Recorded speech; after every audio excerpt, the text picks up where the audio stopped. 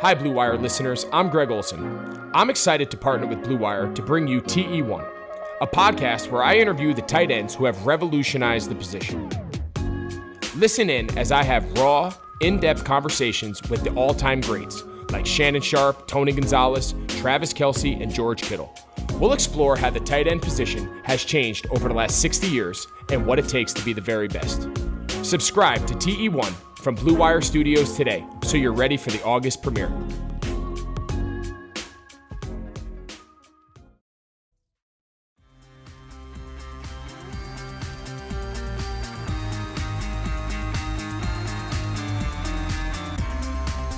Hello, everyone, and welcome to another episode of Hardwood Knocks. This is Adam Frommel here with my co-host Dan Favale, and today we're going to be going over the complicated and weird and somehow still Phoenix Suns including playoff scenarios in the Western Conference.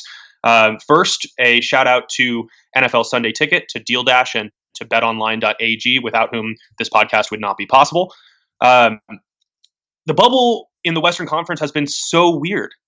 I don't think any of us expected the Suns to still be in contention with the New Orleans Pelicans eliminated from the playoff conversation. But that's where we are. And I assume you've had as much fun as I have watching this unfold, right, Dan? Yeah, it's been absolute chaos, more chaos than I would have expected. You always would have banked on the Kings being one of the first teams gone. That just makes total sense. And, you know, their team, that's an interesting team to look at for the future because Darren Fox said something very disturbing, but maybe we could get to that or what I found very disturbing afterwards, but maybe we can get to that in a little bit. The Pelicans being eliminated, definitely disappointing because I probably picked them to get into the play-in leading into all this, but they played some pretty apathetic looking basketball throughout, just these really bad openings, and then you saw all these struggles from Lonzo Ball. Zion Williamson didn't play his best basketball, had a pretty good game in that loss to the Spurs. Brandon Ingram kind of disappeared after, one great half against the Jazz. There was a lot of weird stuff. Even Drew Holiday, and when their season was on the line, just some of their best players didn't seem like they were at their very best. And that team has some questions to ask moving forward. The relitigations of their future on the timeline I found a little bit confounding because they still seem to be in a great situation. But those are two teams we could talk about after we get to the teams that are still in the playoffs because it's exciting. There are just so many different scenarios, so many different balls in the air right now. Memphis is just beaten up, and I don't want to dump all over them, but they're the team I want to see least now in the 8 spot, whether they have to go through a plan or lose it completely, because just without Jaren Jackson Jr., that injury just comes as a major bummer. I want to see a team that might put up like some semblance of a fight against the Lakers. I don't think that's the Spurs or the Suns, but the Spurs just getting in there would be kind of objectively hysterical. After they lost to Marcus Aldridge, they were just written off. They were in full developmental mode when they entered the bubble, and then just have the Suns in there, like that would be a whoa, really out of nowhere. Like this team is supposed to be incredibly incompetent, and then people will finally understand actually how good Devin Booker is.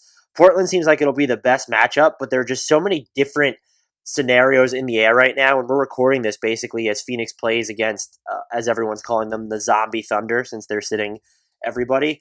I don't necessarily literally know. Everyone. Yeah. They might as well just forfeit, is what it seems like. I don't think they're fielding a full team, right? Like they're just going to play 5-on-4 the whole game. That's basically what they're going to do, and maybe they're really trying to help Phoenix, get into the playoffs, or at least ensure that there's maximum chaos down the stretch. So I think the place to start would be, which team do you think is going to? How do you think this ends? Is Memphis still going to have the 8 seed? Are we going to have a play-in with Memphis? I kind of don't think so. Wow. Which seems so weird to say because they entered the bubble like just scorching hot. It seemed like all the pieces were coalescing around John Morant. Jaren Jackson Jr. was playing better basketball. They were getting a lot of bench contributions. Everything seemed to be working. But they've just been in this absolute free fall. And even though they hold the 8th spot, they only have 2 games left. They have the Boston Celtics on Tuesday and the Milwaukee Bucks on Thursday. Granted, neither of those teams really has much to play for, since we're sort of in this weird, like almost like NFL Week 17 territory, right, where you have these varying degrees of motivation in play. But those are both really good teams with depth. And even if they're resting Giannis, even if they're resting Jason Tatum and Jaylen Brown, I'm not sure that Memphis is going to win either of those games. And if they drop both of them, all of a sudden we're looking at a scenario where Portland, San Antonio, and Phoenix are kind of all in play.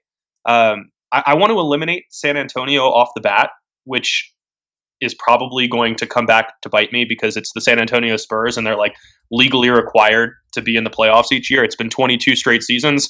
As you said, we all wrote them off after LaMarcus Aldridge underwent that shoulder surgery and was ruled out for the rest of the season. But here they are because Derek White has been absolutely fantastic, because DeMar DeRozan is still scoring in binges, because Keldon Johnson is suddenly making contributions. Everything's kind of working as you might expect from a Greg Popovich coach team, but they do still have the Houston Rockets on Tuesday and the Utah Jazz on Thursday. And I kind of think that the Jazz are just desperate to right the ship and to figure something out that's going to work for them as we move into the playoffs, which they're already guaranteed to be a part of.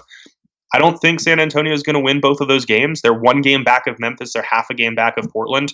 And without 2 wins, as hot as Phoenix and Portland both are, I don't think that's going to be good enough.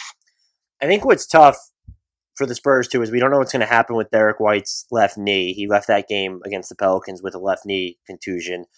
I'm not entirely ready to write them off just because they've been getting contributions from all over, like Eubanks just coming in and giving them really big minutes, playing great defense in that Pelicans game. I like that they've been more willing to go super small, where they're just going to, they've had Rudy Gay at center for pretty long stretches, and they've just spread the floor basically around DeMar DeRozan, having 4 shooters around him. That does displace DeJounte Murray, but the fact that they've been so open-minded to go that route has been encouraging. This is the scenario, though, one of the scenarios for the Spurs to get in, which is why I think I'd probably agree with you, particularly because you're looking at their upcoming opponents as well. San Antonio needs Phoenix and Portland to lose at least once while they win their final 2 games, which, as you mentioned, are against Houston and Utah. And failing that, the Spurs can also make the play-in if they win twice, Memphis loses twice, and then one of Phoenix or Portland loses once. And this is per the Athletic. So there's a lot of things that need to happen for them to get in there, but it contributes to the chaos because there's also still a path for them to get the 8 seed, which is how close everyone is.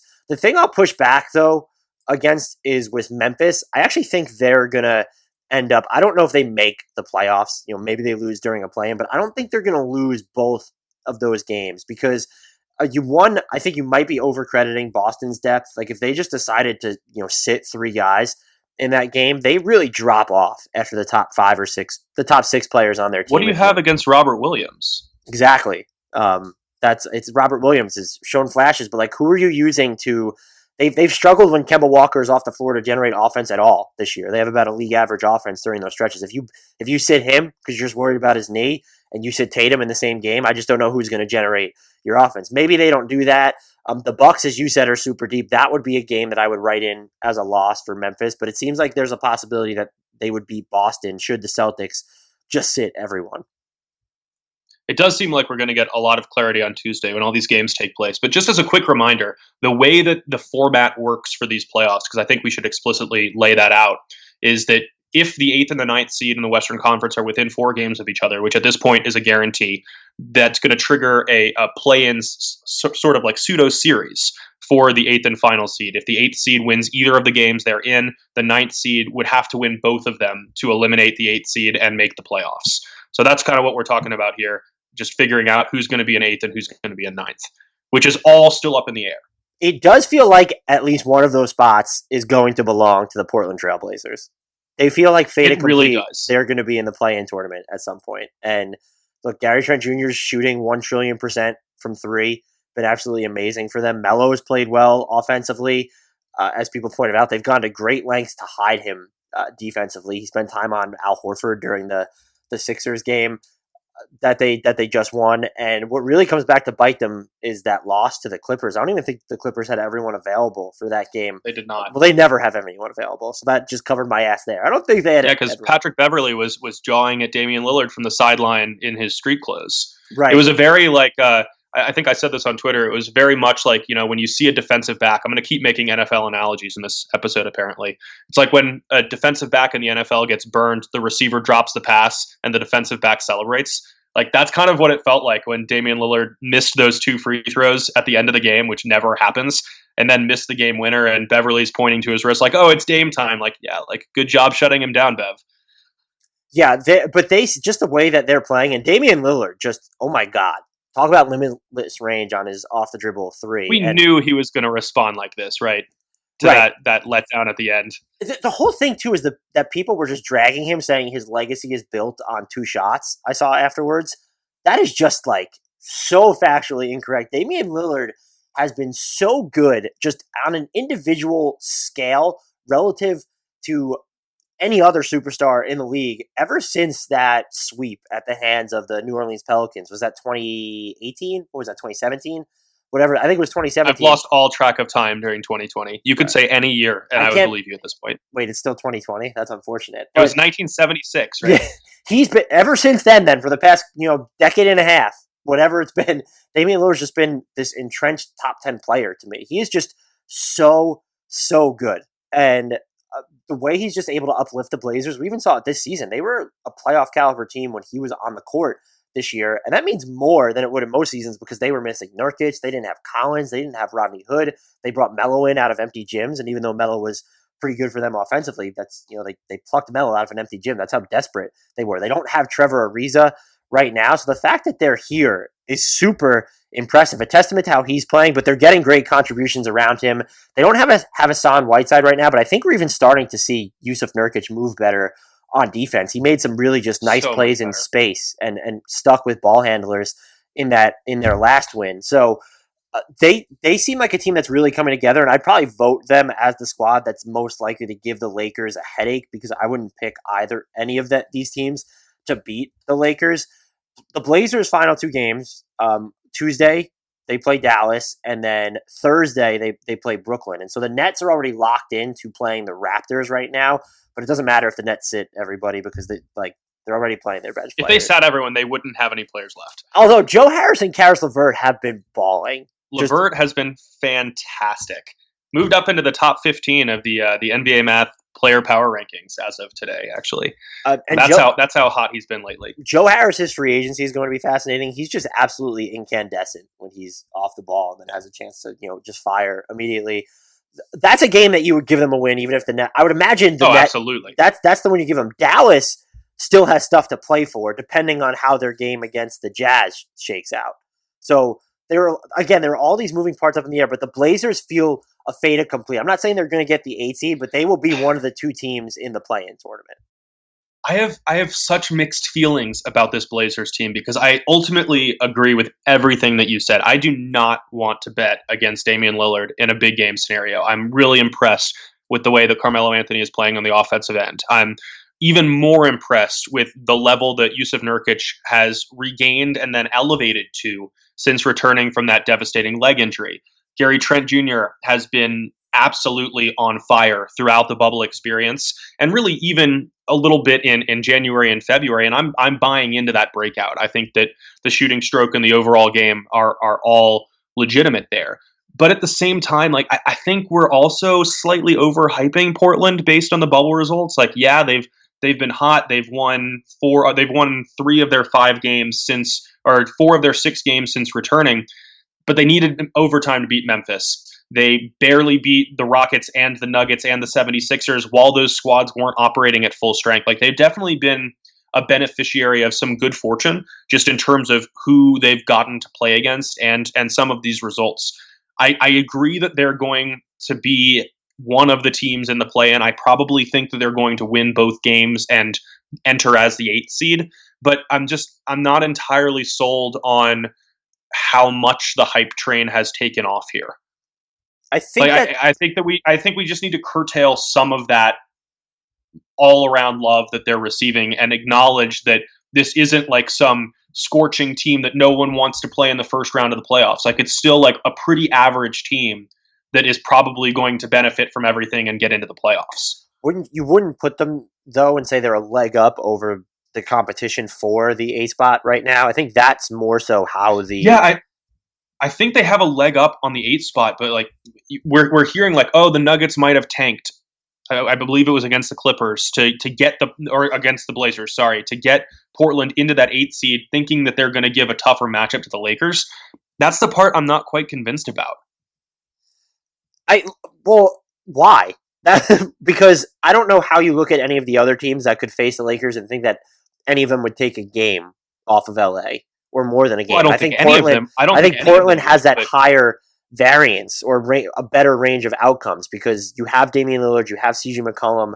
So if you get into these tight matchups, you know that you have go-to players in crunch time. See, and that's where I'm going to push back, though. I think Phoenix is better suited. And I can't believe I'm saying that because I wouldn't have a month ago. That's a terrible take.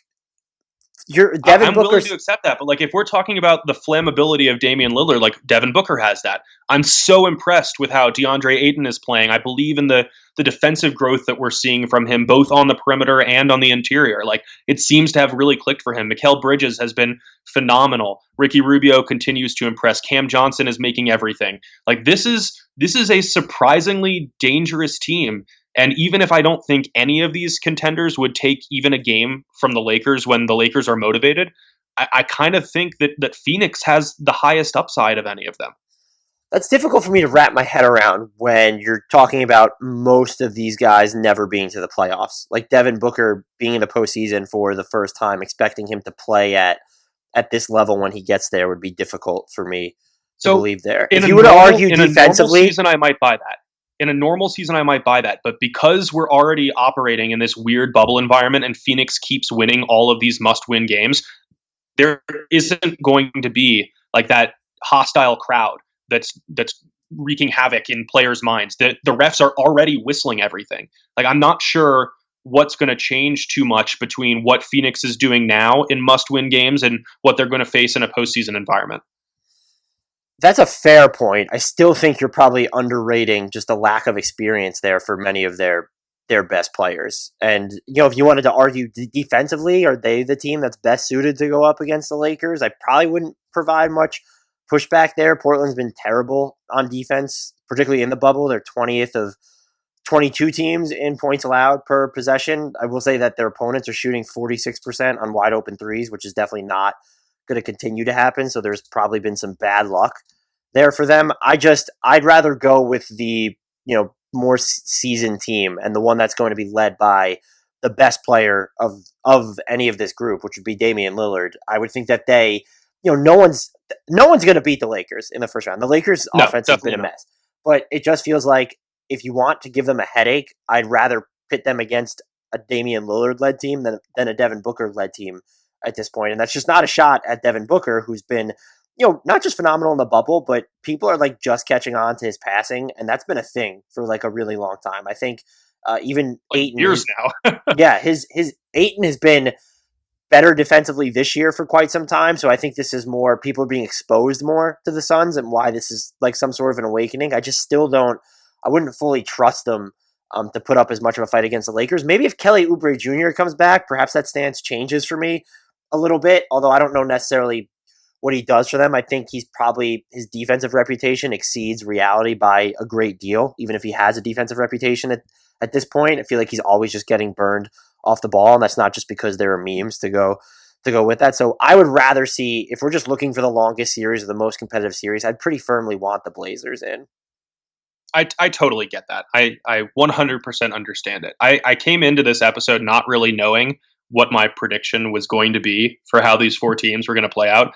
But I think I've talked myself into Phoenix making the 9th seed with Portland at 8, even though that does require Phoenix beating Oklahoma City today, Philadelphia tomorrow, and Dallas on Thursday, with some other things happening, like Memphis losing out. But that said, even though I think that Phoenix might be a marginally tougher matchup for the Lakers, albeit not one that's going to extend the series beyond a gentleman's sweep at best, I don't think that they're going to end up beating Portland in the play-in tournament, just because that's going to require a 10-game winning streak, because they would have to beat Portland twice, and I don't see that part happening. I think they're going to expend so much energy just making it to the 9th seed that beating Portland twice in that play-in seeding game is going to be impossible. The Phoenix is so tough for me, imagine, to get there, I guess, because I'm looking at their schedule and having to beat OKC. Okay, they're probably doing that as we speak right now. I'm not looking at the television or the scores. Philly doesn't have Embiid or Simmons for that game, I would imagine. It is a back-to-back, though. Yeah, probably not. So that could still be tough, even if they don't have a Simmons and Embiid. And then will Dallas still have something to play for on the Thursday game? I doubt it by the final game. the scenarios are just so wild right now. And so I don't want to write off Memphis completely either, just because I do think they're going to go 1-1, which then puts them in the driver's seat to be in that play-in.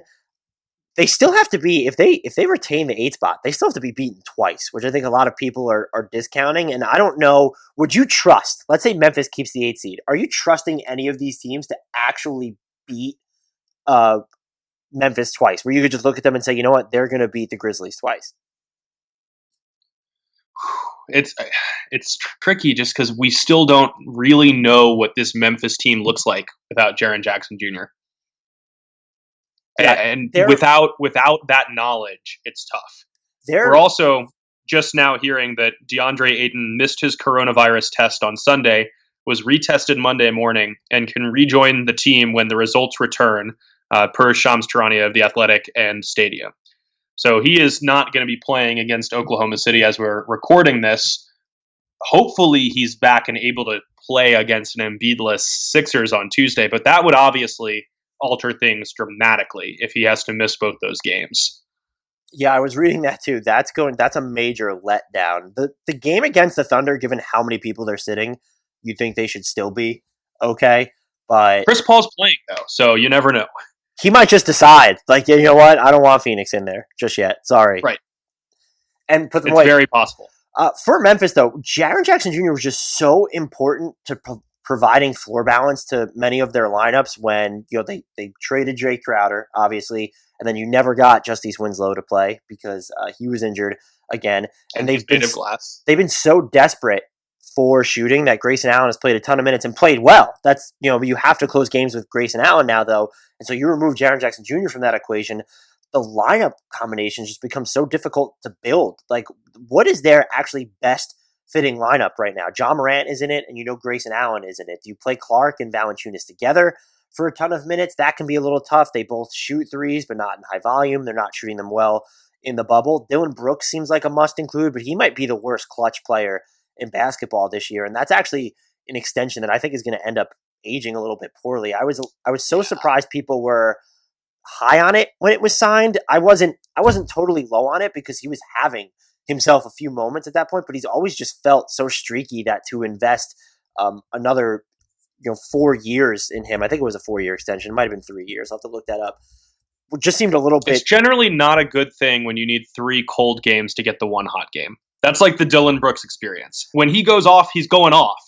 But you got to live with a lot between the detonations. And it was 3 and 35, which just felt like I don't know what number would have made me feel okay, like 3 and 24 or something. I don't to pay him above league average salary. I thought that was a little bit of a stretch. Maybe I just didn't watch enough of him at the beginning of the regular season, but he has killed them in spots in crunch time. And what you really need him for now, in theory, would be his floor spacing, and he shot 35.8% from deep, for the year overall. I think he's at like negative 8% in the bubble or around there. He's actually at 26.2%. So that was a little mean.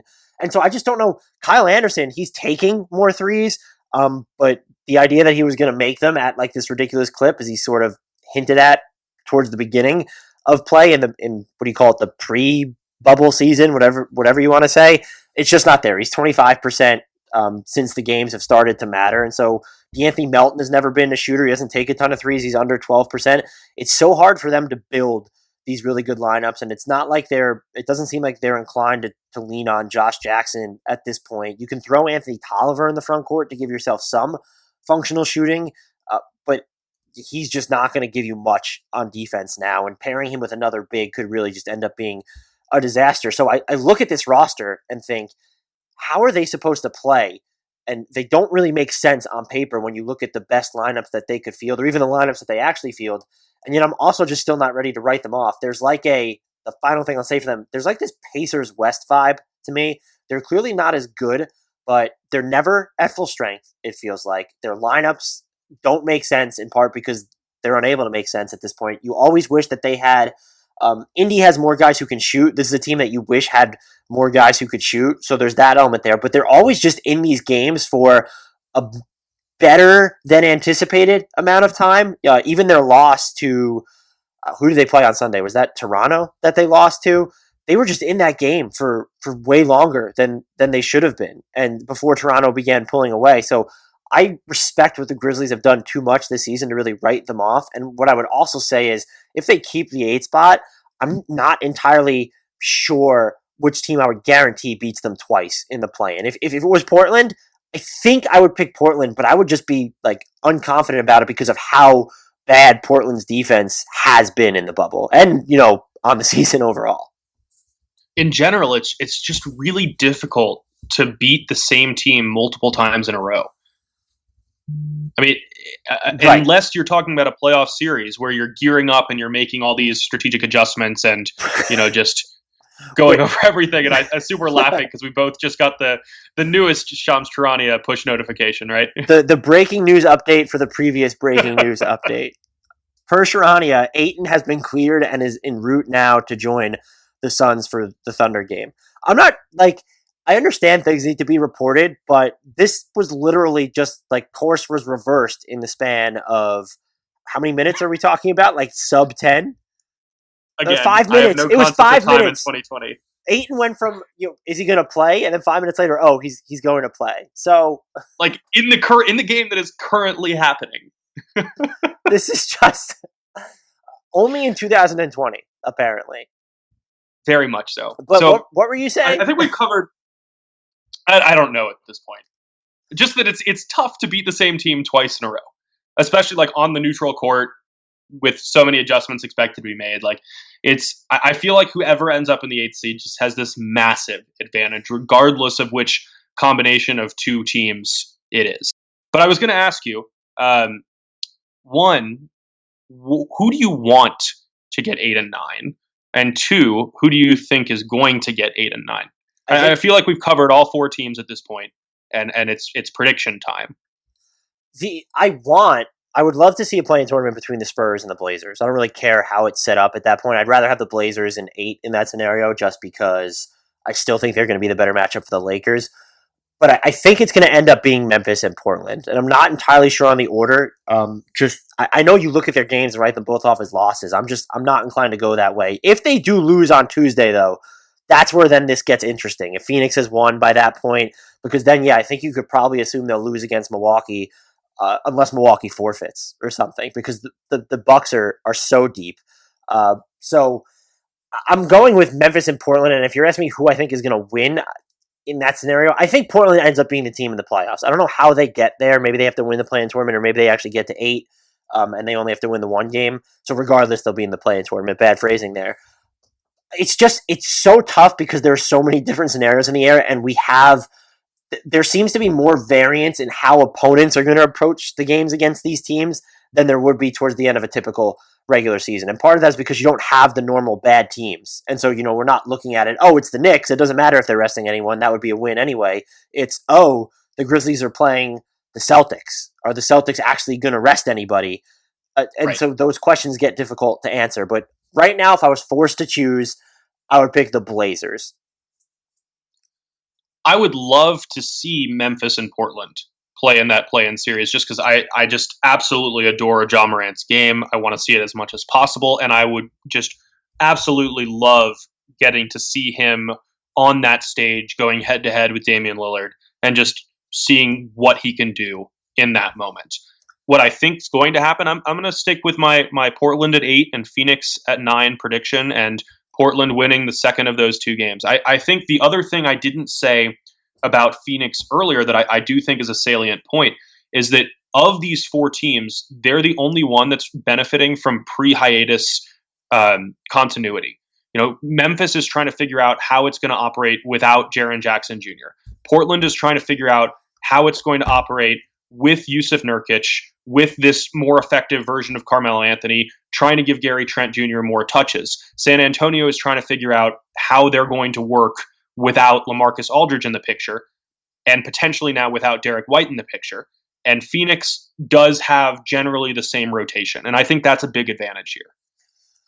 Yeah, I feel like the Portland stuff isn't really too big of a deal just because they've had Nurkic for so long before, and the role they have Melo playing, it doesn't really feel like it's hard to integrate. The Spurs one is definitely tough because depending on what's happening with Derek White, especially, like, their rotations are just wild right now. And then Jakob Poeltl hasn't helped things because he's been in foul trouble in 3 of the, I think they've played 5 games now, if they played 6, but he's been in trouble for like more than half the games that they've played, which has caused them to go to probably lineups that they wouldn't have gone to in general. So they've played 6, and I'm pretty sure he's been in foul trouble for 7 of those 6 games. That's my estimation. To be fair, it does feel like almost every player has been in foul trouble because the refs are calling everything. That's fair too.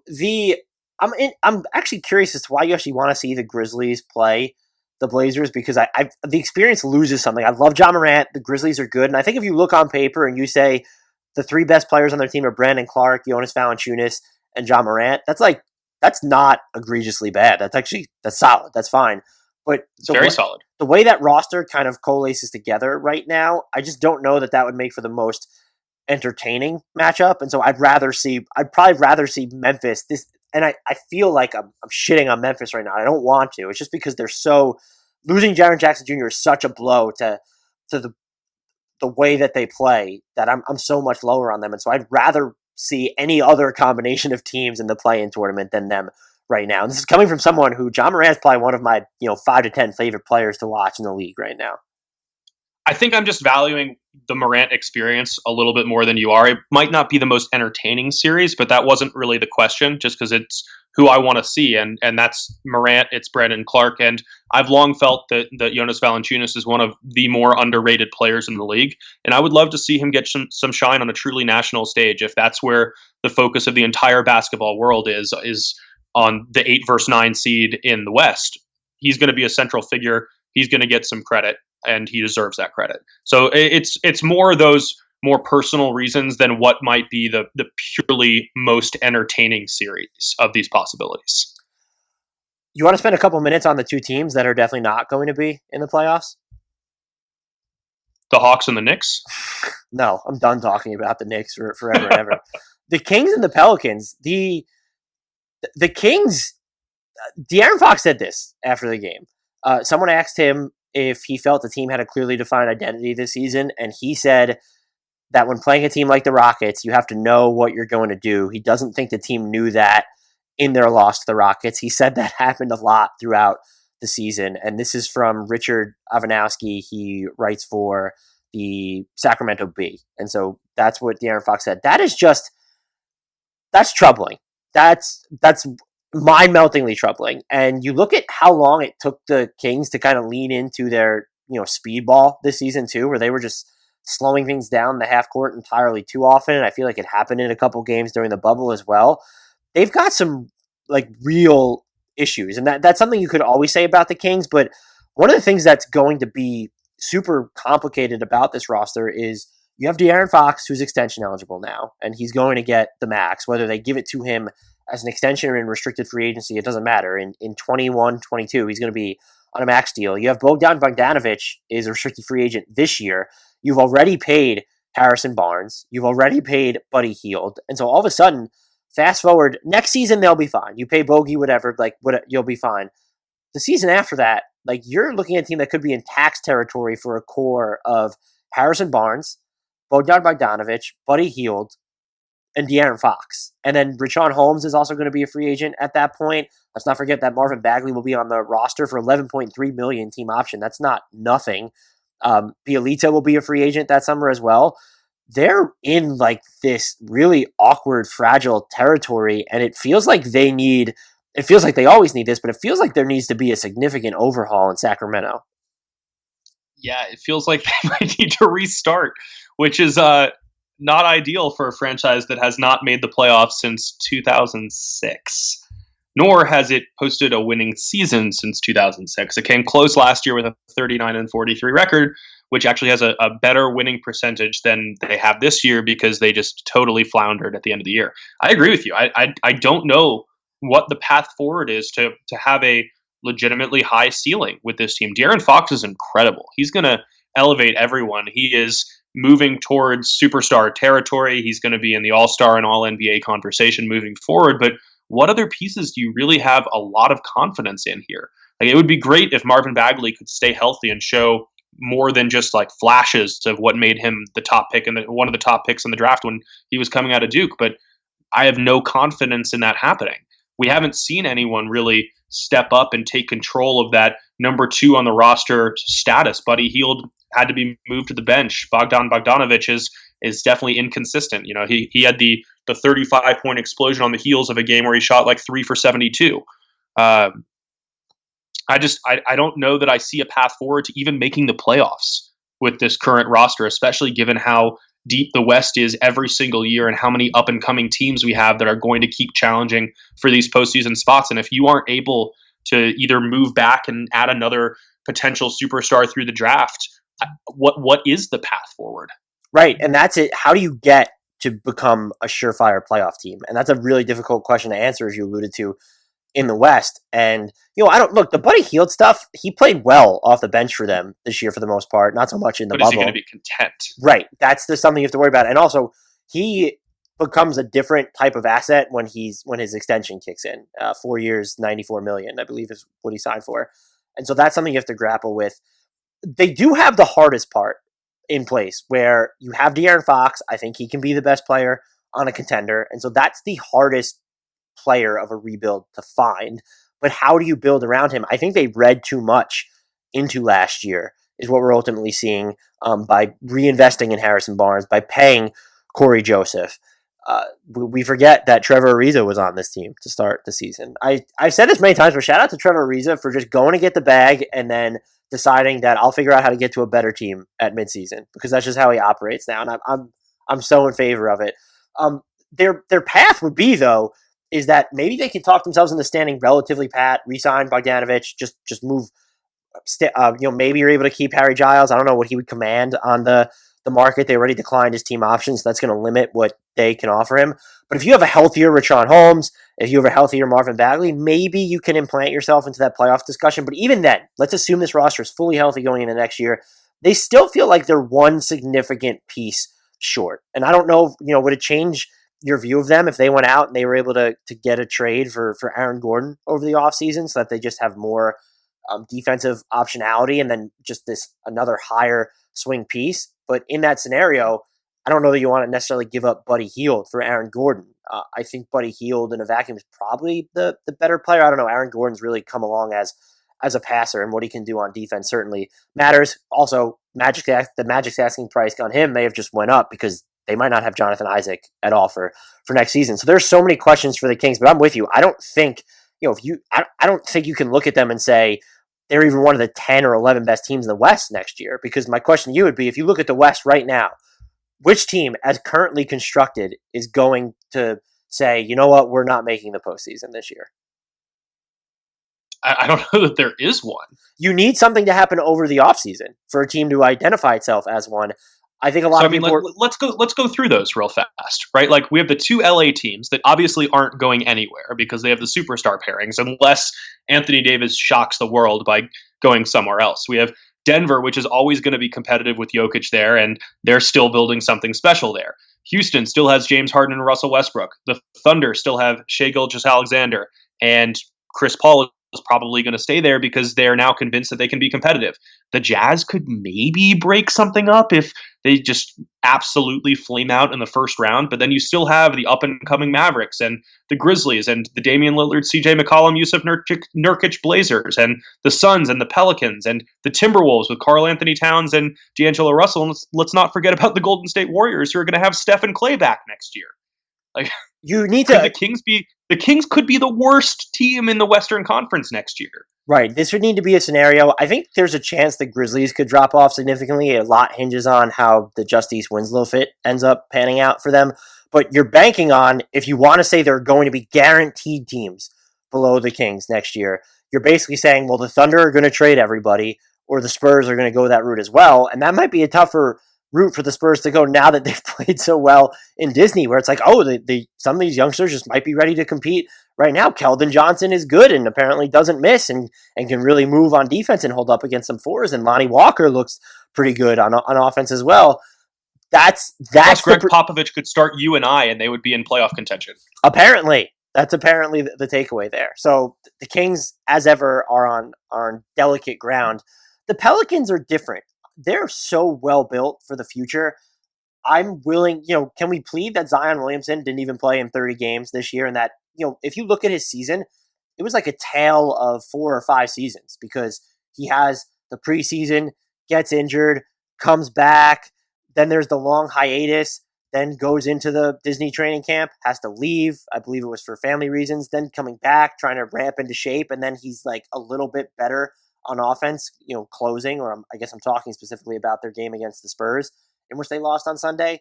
That's tough. I mean, the rookie learning curve is steep to begin with, and he does seem like a player who's really going to work. He strikes me, just based off how he talks and carries himself, as a very mature young adult. And yes, you're going to have to pay Brandon Ingram max money. You definitely still keep him. The real questions to me would be, no, you don't. They shouldn't be talking about trading Drew Holiday, because I think that this is a team that can actually compete immediately. I also don't think JJ Redick looks out of place, as some people were kind of pointing out on Twitter after they lost to the Spurs. I think the questions are, what can you do at the center position? Because Jackson Hayes isn't ready. I don't know if he's ever going to be a good fit along Zion. Derek Favors was okay this year. He was really injured, and so definitely did not provide the value that they were expecting. Can you acquire a center who's a better fit, particularly on offense, next to Zion? Do you bring back Derek Favors because he was important to the way you were defending at your peak? And then the other question you have to answer is, what are you going to do with Lonzo Ball, who that I enjoy more than most? I had him ranked as a top 60-ish player at the end of the first regular season before Disney started. But there seem to be too many players who need the ball in their hands on this team.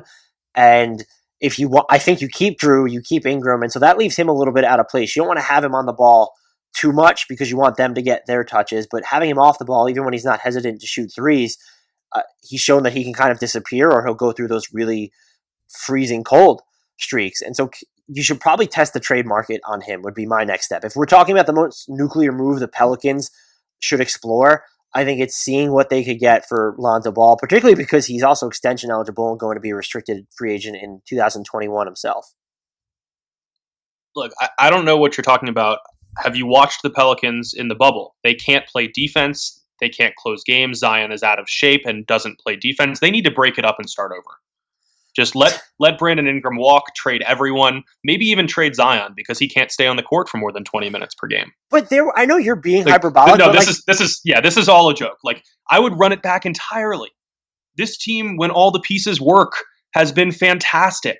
Zion Williamson, when he's played, has been incredible and makes everything work. Ingram clearly works next to him. Lonzo Ball, there's a marked difference in how he plays when he can throw lobs to Zion versus when he's on the court without him.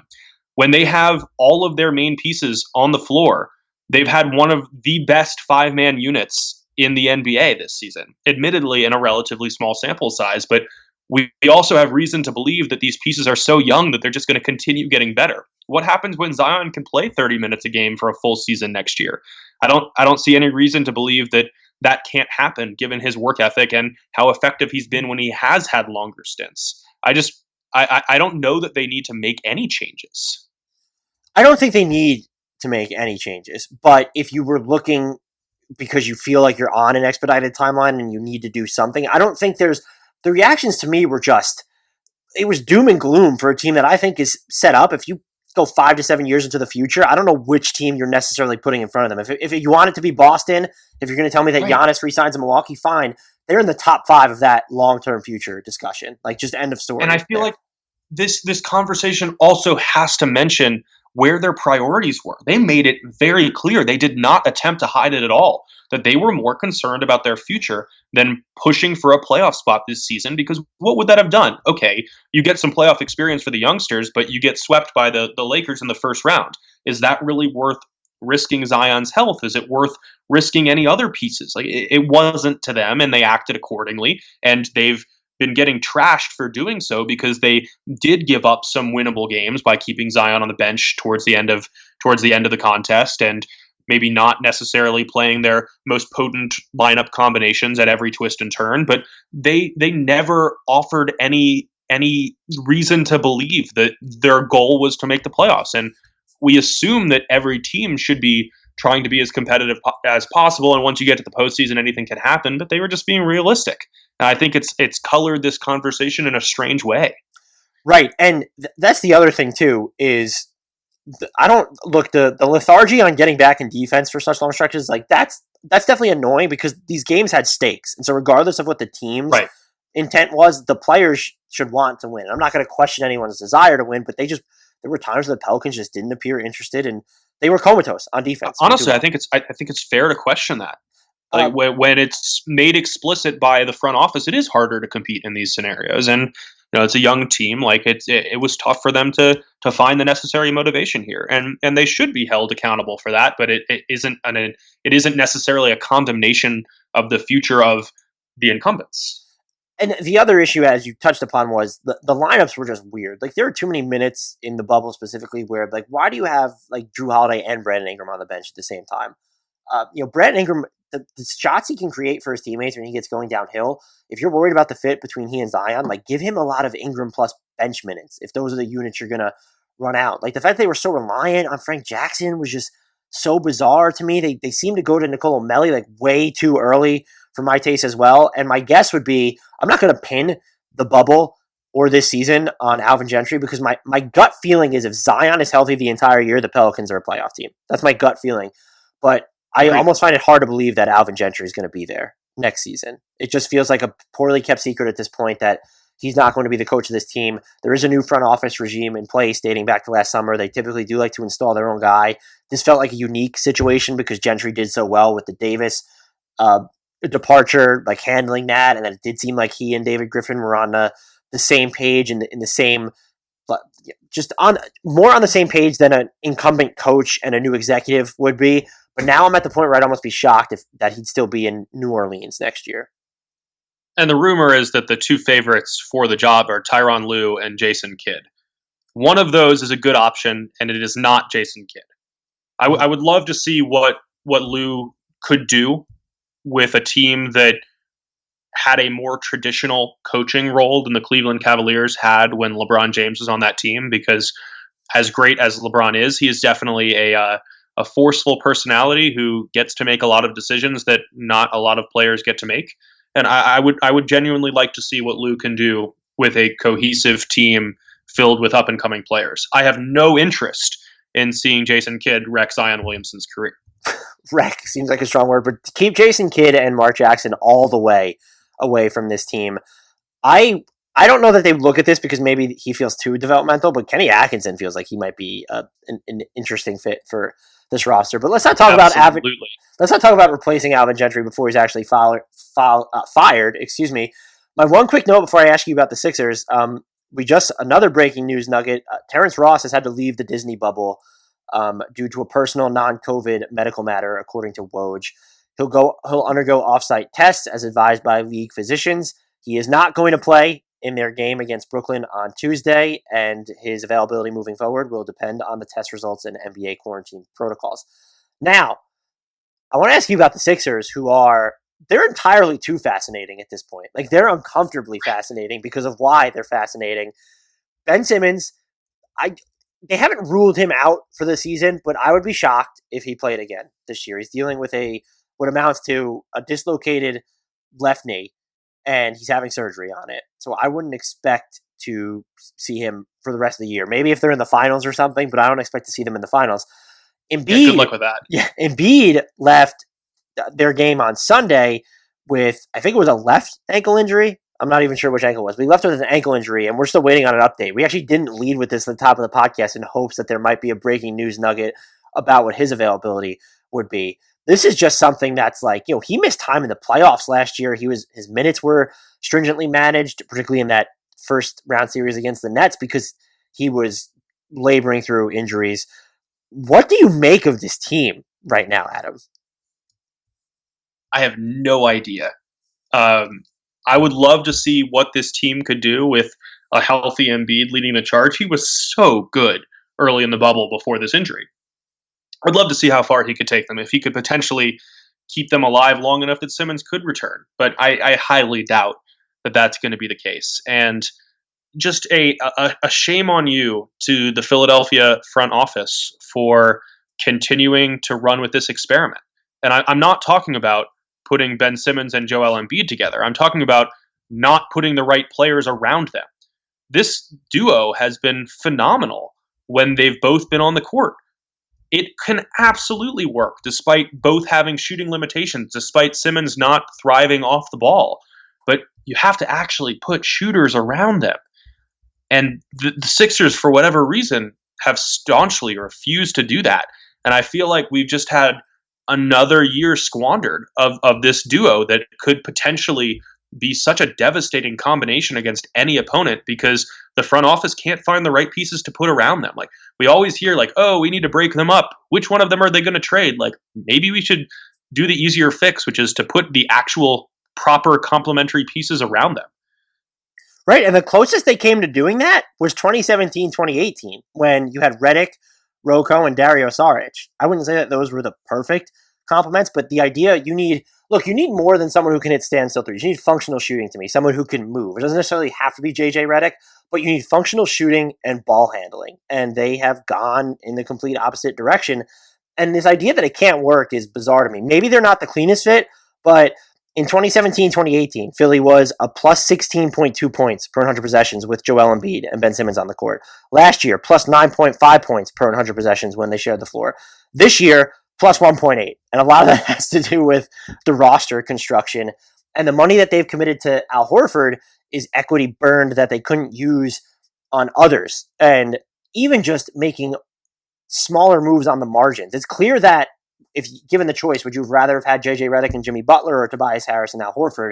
It shouldn't even be a question. There were obviously extenuating circumstances with Jimmy Butler's departure. It seems like he really did want to be in Miami. And I don't even think Tobias Harris is necessarily part of the problem. He is a good fit for this roster, but because he's not someone who's going to put a ton of pressure on the rim, that's why Jimmy Butler was the better fit, even though he's probably a floor spacing downgrade there.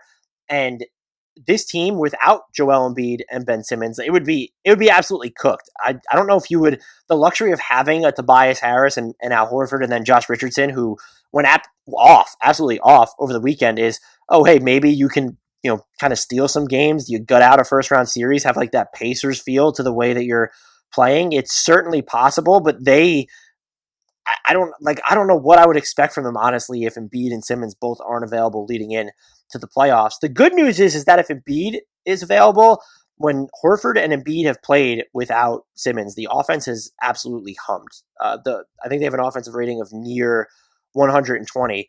The defense has not been great, but the sample size is so small that I think you can argue you don't have to read too much into the good or the bad there. Their O rating with Horford and Embiid now, since they've played some minutes and Simmons went down, is 115 when they're playing without Ben, but their defensive rating is also 115. So there's so many questions. I was always never going to be surprised if this team lost in the first round, but now I'm almost wondering, do we need to expect them to lose in the first round? Because it feels like we're going to end up seeing Philly-Boston in round one. Which is not good news for them.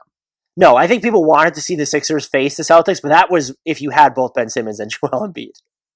Exactly. I do want to just expand on one thing that you said, even though I don't have that much to add. And it's just a point of clarification on those two-man net ratings, because I've seen those cited as evidence for why it isn't working anymore, because those numbers have gone down each of the last two seasons, and it was barely a positive when they were both on the court this season. But it's so important and so overlooked that a two-man net rating still involves three other players. And as much as we would like to believe that it is solely about those two, like, if you do have poor fitting pieces around them and you can't make those lineups work, those numbers are going to get dragged down. So if you're citing that as evidence that this partnership doesn't work and needs to be broken up, like, there are other confounding factors that are very important here. And I think that should go without saying, but it needs to be said. Well, the process of them searching over the past 2 years is what's kind of hurt Ben and Joel more than anything, because let's go to that. So 2017-2018, when they had the plus 16.2 net rating, the most used lineup with those two played almost 1,300 possessions. Last season, when they were plus 9.5 together, the most used lineup with those two, it was cut to 628. This year, the most used lineup featuring these two is 518 possessions. And so that continuity has been downgraded, which is why I think you would expect the numbers to go down, because it's also in tandem with the personnel around them making substantially less sense, is how I would put it. Yeah, I mean, I just can't help but imagine this partnership with like someone like Buddy Hield around them. Like it would just be such a tremendous fit to have that actual off-ball weapon who is so comfortable moving around the court like a prime JJ Redick. Right. And look, that's why I don't know what, if you could get in play for maybe you should try to trade from JJ Redick if New Orleans does decide to blow it up. But I don't know if you could get in play for Buddy Hield, because who wants Al Horford's contract? Even Tobias Harris, I know he's on the younger side, but that's such a steep commitment. This team isn't broken. Like, think about if they could just add even one, like, plus ball handler shooter, someone who's a little bit better than Alec Burks. The team just, the ceiling on them just goes exponentially higher to me. And so that's why I think it's foolish to believe they need to choose between Simmons and Embiid. I'm not saying it won't happen one day, but it needs to be a last resort. And right now, I don't think we've seen them next to the optimal amount of talent yet. And I also don't think the Sixers are out of cards to play. Even if they can't swing another blockbuster, you have Mike Scott as small salary filler. You have Zaire Smith still there. If you really wanted to go all in, you have Future First. You have Matisse Thybulle. There are moves that you can make on the margins that I think can make you substantially better, just because it'll help your roster make more sense. And that's what the Sixers are lacking in. Not talent, but functional sense. Absolutely. And I also just want to give a quick shout out to Tobias Harris. He got so much criticism at the beginning of the season when his shot wasn't falling right off that massive contract that he signed. But during the bubble, he's averaged 22.4 points, 8.4 rebounds, 2.6 assists, shooting 43.3% from the field and 40.7% on threes. He's been fantastic. He's been everything that they wanted him to be, just a little too late. I mean, he's been good ever since that, what was it, the first 20 games of the season? He's actually had a pretty good year after that. Right. So again, he hasn't been the problem. It's because he's not Jimmy Butler is basically like what the problem is. But I think that does it for us here. This episode is going to end up being over an hour. Thank you all for listening. We appreciate you so much. Please remember to rate, review, and subscribe to us wherever you're getting your podcast. Please, subscriptions and downloads help us the most. We appreciate shout outs on Twitter, retweet our promos, tell friends, family members, acquaintances, random people on social media about us. That helps us too. If you are using Apple Podcasts, or even if you're not, please, pretty please, just rate and review us. Leave a comment, give us a 5-star rating. If you have constructive criticism, throw it our way. We will take it into account under advisement, implement it as needed. Once again, thank you all for listening. Until next time, we leave you with the shout out to Keldon Johnson, just because he's been shooting so well.